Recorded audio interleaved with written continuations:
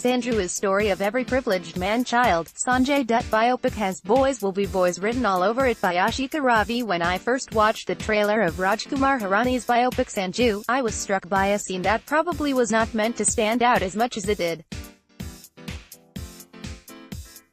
Hysterical Ruby, a composite of Sanjay Dutt girlfriends, played by Sonam Kapoor, makes an appearance.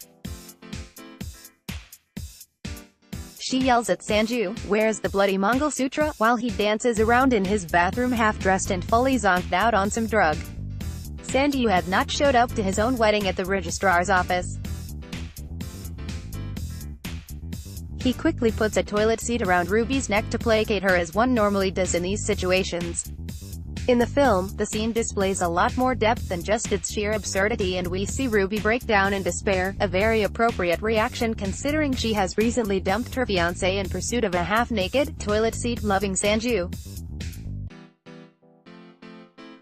Although Ruby has every right to hate Sanju, she makes sure to tell his J-Viru-style best friend Kamli, Vicky Kaushal, before she leaves, "Don't tell him what he did today. He'll be very hurt." And honestly, that sums up every character's reaction to the train wreck that Sanju proudly calls his life. They coddle him and pick up after him in a sickeningly dutiful way. When Sanju wants alcohol and wants it now, he knows he cannot depend on his father. This gives birth to the line that should appear on every Father's Day WhatsApp forward, "Aur bhi daddy log hain duniya mine." And he really proceeds to live that out with conviction, finding daddies or high friends in high places, unintended, to take care of his varying needs at every juncture. Despite this, while the caricature Delhi boy motto is "Jaan nahi mera baap khan hai," Sanju's is "Dad ko mat patana," famously uttered when he is snorting lines of cocaine at a strip club. His journey from Pomeranian to Alsatian, as he describes it, it is hardly a journey, but rather an exercise in how to be a bad boy while deflecting the blame entirely onto the media. There is even a song during the end credits where the real Sanjay and Ranbir Kapoor tear up newspapers and complain about tabloids. Why do we hate the bad boy trope? Let us recap. The UG of Bollywood, based on consistency and impact alone, has to be Salu Bhai. Notice how all the bad boys acquire diminutive nicknames that remind us of sons and brothers. From the infamous Black Buck case in 1998 to domestic violence and manslaughter, he really has done it all. In her essay, The Toxic Masculinity of Salman Khan, Nishita Jha deconstructs his life in the public sphere and remarks on how everyone in his life has had to be a Salu apologist at some point, from his father Salim Khan to his biographer Jassim Khan. Sounds familiar? Jha lists out the poor justifications for the Black Buck case, each weaker than the next, offered by Jassim, the author of Being Salman Khan. Jassim Khan investigates the incident in some detail but finally decides the only thing Bhai is really guilty of is his own bad boy image. Khan, the writer, offers up several theories to bolster Khan, the actor's, innocence. Salman has Pashtun ancestors and hunting game is in his blood. The authorities wanted to make an example out of Salman and went after him with more enthusiasm than they had for an average poacher. The press blew up the story only because 3 of the 5 celebrities in the car were Muslim. Salman was actually tricked into poaching animals by a racket of wily tour guides and locals. Everyone is to blame but Salu. The same boy led astray trope powers the Hirani movie. Sanjay's history of drug abuse, violence and underworld connections lend themselves perfectly to this biopic, whose sole intention is to evoke sympathy for what are really only the consequences of his own teenage rebellion that continues well into adulthood. To jog your memory, he was arrested in 1993 under the Terrorist and Disruptive Activities Prevention Act and the Arms Act in connection with the 1993 Bombay blasts for illegal possession of a 9mm pistol and an AK-56 rifle. No character in this film, least of all Sunil Dutt, has any idea of the concept of tough love.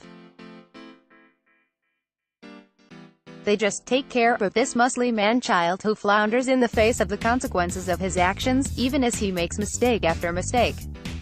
Sanju gets high when he is supposed to watch his mom dying of cancer at the hospital, befriends gangsters and hoards rifles, but when the consequences so much as threaten to appear, he blubbers incoherently while his father runs from pillar to post, trying to bail his son out.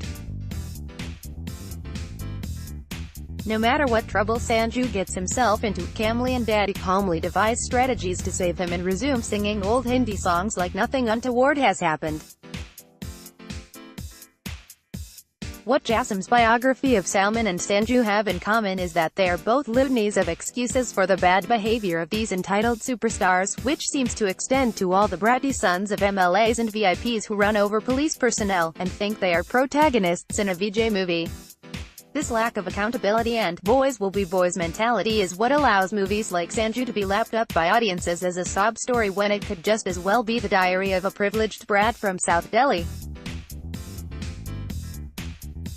Dutt's two ex-wives are notably absent and two children inexplicably appear in the last scene. His sisters have no screen time or presence. Third and current wife, Sanjay Dutt, Dia Mirza, says at one point in the movie as if he needs any more encouragement, bad decisions make for good stories. Bumper sticker as narrative. So Bollywood loves bad boys, but what about the bad girls?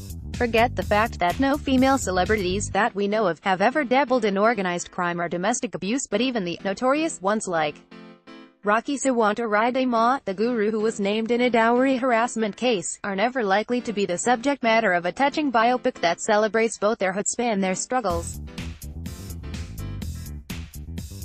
Anyone, forget India's answer to Walt Disney, Raju Hirani, make a biopic about a 60-year-old female actor with a questionable redemption arc.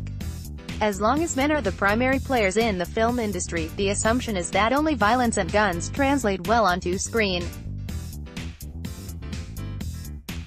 Female celebrities fall spectacularly short in that area. We must call out people who dedicate their time to documenting bad boys' behavior in the wild because of the trivialization of violence and crime.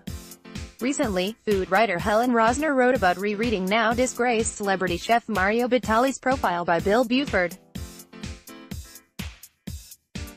He'd a touchstone for food writers of my generation, is packed with other anecdotes that now seem troubling.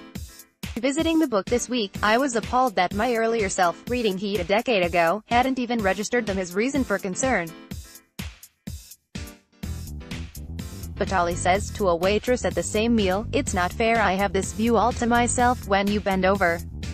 For dessert, would you take off your blouse for the others?" This among other anecdotes that the author and readers never lingered on before the multiple sexual harassment charges of 2017. At large, Hirani does for Sanjay Dutt what Bill Buford did for Batali. Like Sanju in his drug-induced haze, the film drifts in and out of coherence, glancing off issues of deeper significance and spending an insane amount of time on others that serve no other purpose but to stir our hearts, aka manipulate our emotions. Two-thirds of the way through the film, you realize the extent of emotional manipulation you have succumbed to. Hirani has picked out the incidents in Dutt's life that elicit the strongest emotional responses and highlights them in all their glory. For instance, when the toilet of Sanju's matchbox-sized jail floods and no one can hear his cries for help. Or when Sunil Dutt tells Sanju to hold his head high and wave goodbye to his gangster friends, he does so in what is set up to be a show of great defiance and filial love. But no one ever explains why he has multiple gangster friends in the first place and what he does for them. In an interview with Reuters, Hirani said that Sanju had a hidden social message. "We hope against hope that it was one advising society to not baby men who are perfectly capable of making sound decisions but choose not to, and to start holding them accountable to their mistakes instead. Instead, we suspect it is for people to feel better about the irresponsible man-babies they have left at home to escape into the cozy feels of a Hirani ever after." The Lady's Finger, TLF, is a leading online women's magazine. All images from YouTube. Also read, Sanju box office collection, Ranbir Kapoor, Rajkumar Hirani film rakes in 73.35 crore rupees in 2 days. Updated date, July 2, 2018, 10:55 a.m. Tags.